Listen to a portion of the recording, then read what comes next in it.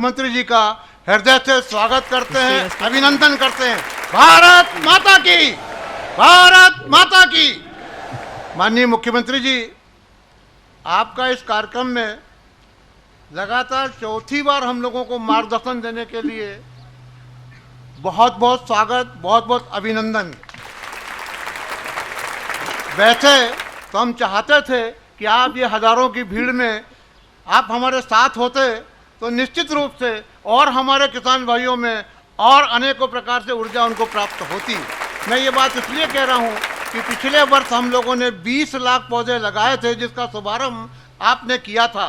इस वर्ष हम 1 करोड़ 20 लाख पौधे लगाने जा रहे हैं। उसका शुभारंभ भी आपके माध्यम से ही आज सैद्धांतिक रूप से होने जा रहा है।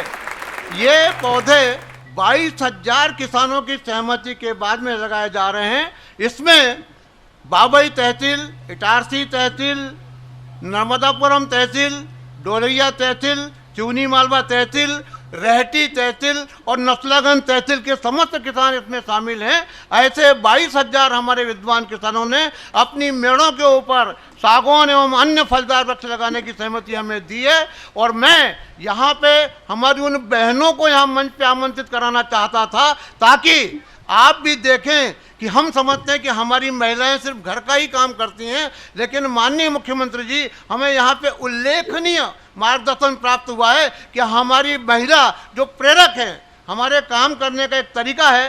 तहसील स्तर के ऊपर एक विस्तारक होते हैं और ग्रामीण और हल्का स्तर पे प्रेरक होती हैं। तो ये हमारी महिलाएं हैं जो केसला और रहटी ब्लॉक की महिलाएं हैं, और एक एक महिला ने 1-2 लाख पौधे लगाने की सहमति अपने गांव के किसानों से प्राप्त की है। इसलिए ये हमारी बहनें जो हैं बहुत ही स्वागत और वंदनीय लोग हैं।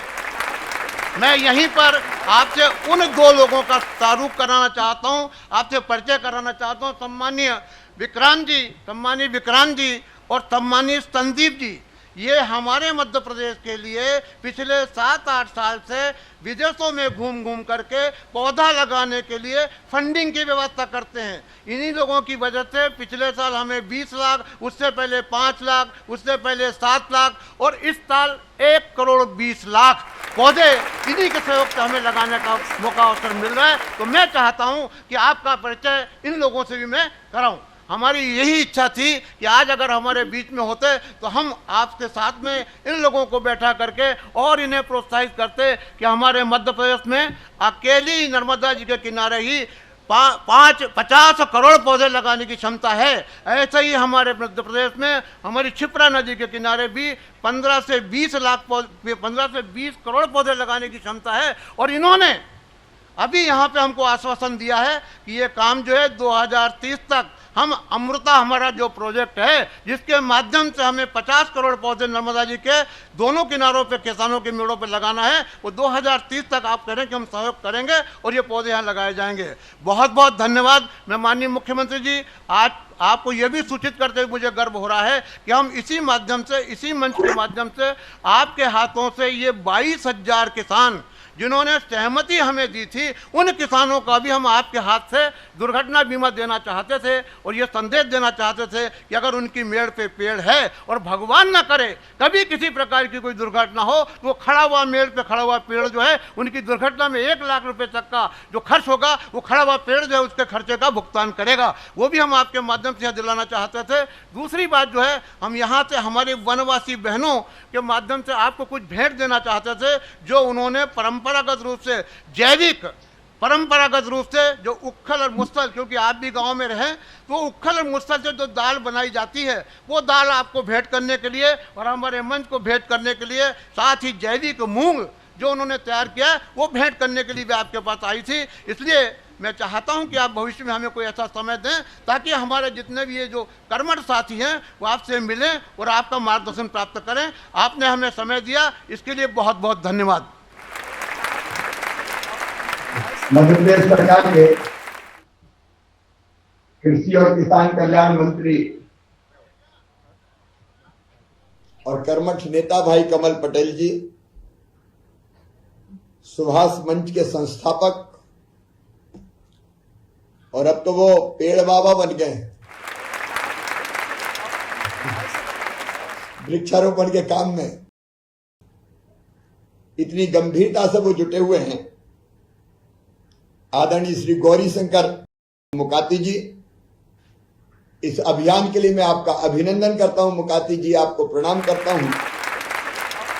हमारे लोकप्रिय विधायक भाई प्रेम शंकर वर्मा जी, भाई तपन भौमिक जी, पूर्व पर्यटन के चेयरमैन, हमारे दो मित्र जिनका मुकाती जी परिचय करवा रहे थे,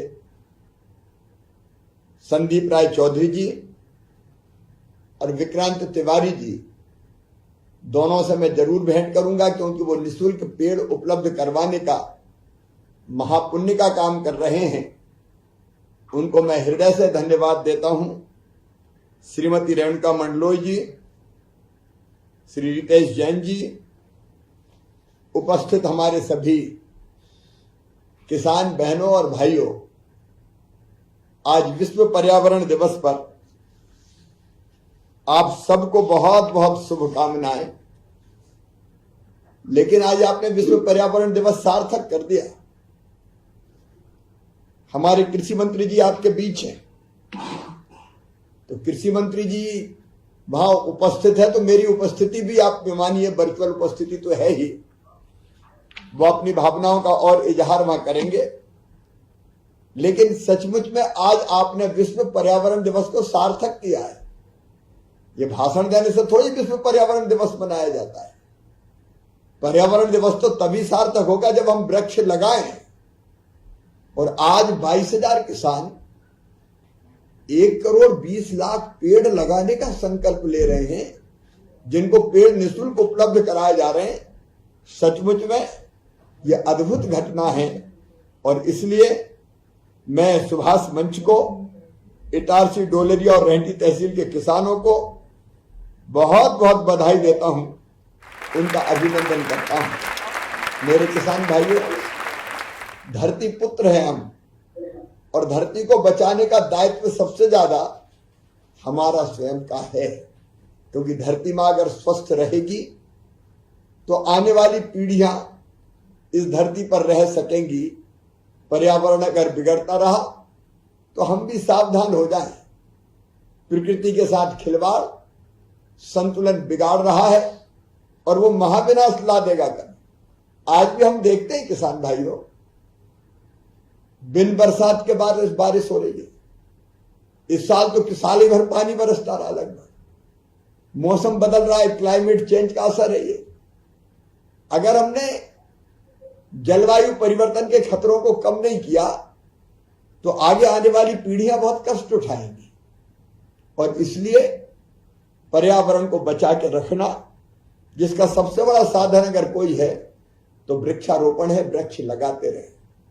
मुकाती जी, आप जैसे लोगों की प्रेरणा के कारण हमें भी उत्साह मिलता है और मैं भी रोज वृक्ष लगाता हूं, रोज ही लगाता हूं।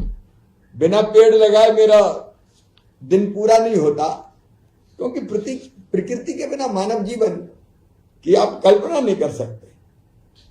और इसलिए जरूरी है कि पेड़ बचें। नर्मदा मैया के तट पे हम बैठे हैं, नदियां बचें,